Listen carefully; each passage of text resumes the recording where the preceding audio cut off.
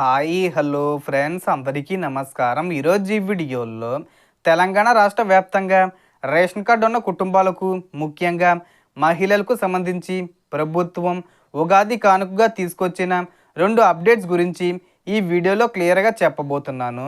వీడియోని ఎక్కడ కూడా స్కిప్ చేయకండి ఫ్రెండ్స్, అండ్ కూడా చూడండి. వీడియోని స్టార్ట్ చేసే ముందు మీకు ఒక small request friends, TG government నుంచి పథకాలకు సంబంధించి ఏ చిన్న అప్డేట్ వచ్చినా మీరు మిస్ కాకుండా ఉండాలంటే వెంటనే మన ఛానల్ని సబ్స్క్రైబ్ చేసుకోండి. అండ్ సబ్స్క్రైబ్ చేసుకున్న వాళ్ళందరూ కూడా సబ్స్క్రైబ్ బటన్ పక్కన ఉన్న గంట సింబల్లో ఆల్ని పెట్టుకోవడం మర్చిపోకండి ఫ్రెండ్స్. ఇలా పెట్టుకోవడం వల్ల నేను పెట్టే ప్రతి ఒక్క వీడియో మీరు నోటిఫికేషన్ రూపంలో పొందగలరు. అండ్ వీడియో మీద నచ్చితే లైక్ చేయండి ఫ్రెండ్స్. సో ఏమాత్రం లేట్ చేయకుండా వీడియోకి వెళ్ళిపోద్దాం.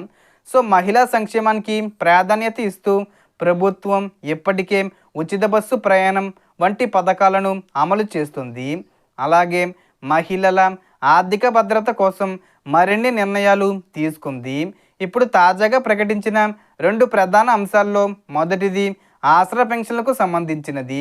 వితంతు మహిళలు, ఒంటరి మహిళలు మరియు ఇతర అర్హత గల మహిళలు ఆసరా పెన్షన్ల కోసం దరఖాస్తు చేసుకునే అవకాశం ఇవ్వబోతున్నారు. వితంతు పెన్షన్కు అప్లై చేయాలంటే భర్త మరణ ధృవీకరణ పత్రం, భర్త ఆధార్ కార్డు, దరఖాస్తుదారురాలి Aadhaar card, ration card, voter ID, ఆదాయ ధృవీకరణ పత్రం వంటి డాక్యుమెంట్లు సిద్ధంగా ఉంచుకోవాలి. ప్రభుత్వం దరఖాస్తులను స్వీకరించి ప్రస్తుతం అందుతున్న పెన్షన్ మొత్తాన్ని పెంచే విషయంపై కూడా నిర్ణయం తీసుకుంది. అంటే ఇప్పటి మొత్తానికి అదనంగా పెంపు చేసి మార్చి నెల నుంచి పెరిగిన మొత్తాన్ని పంపిణీ చేయాలని లక్ష్యంగా పెట్టుకుంది. సో పెన్షన్లను ఎప్పుడు పెంపు చేస్తారనేది ఉగాది కానుకగా మార్చి 20 తేదీ వచ్చేలోపు ప్రకటించే అవకాశం ఉంది. కాబట్టి అర్హత ఉన్న ప్రతి మహిళ అవసరమైన పత్రాలు సిద్ధం చేసుకొని దరఖాస్తు చేసుకోవడం మంచిది. రెండో ముఖ్యమైన పథకం విషయానికి వస్తే, ఎన్నికల హామీ ప్రకారం ప్రతి అర్హత గల మహిళకు ప్రతి నెల 2,500 రూపాయల ఆర్థిక సహాయం అందించే ప్రక్రియను ప్రారంభించడానికి ప్రభుత్వం సిద్ధమవుతుంది.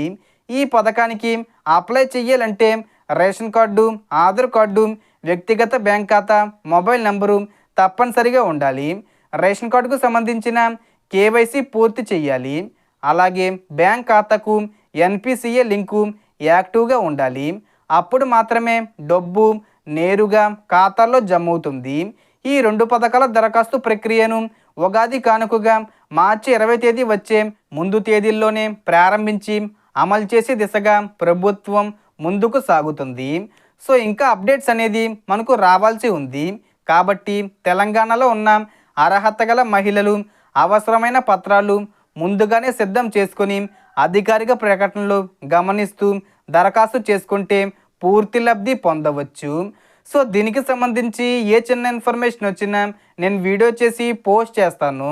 ఆ యొక్క అప్డేట్స్ మీరు మిస్ కాకుండా ఉండాలంటే వెంటనే మన ఛానల్ని సబ్స్క్రైబ్ చేసుకోండి. సో టోటల్ ఇన్ఫర్మేషన్ ఇది ఫ్రెండ్స్. మీకు ఈ వీడియో నచ్చితే లైక్ చేయండి, షేర్ చేయండి అండ్ సబ్స్క్రైబ్ చేసుకోండి. Thanks for watching.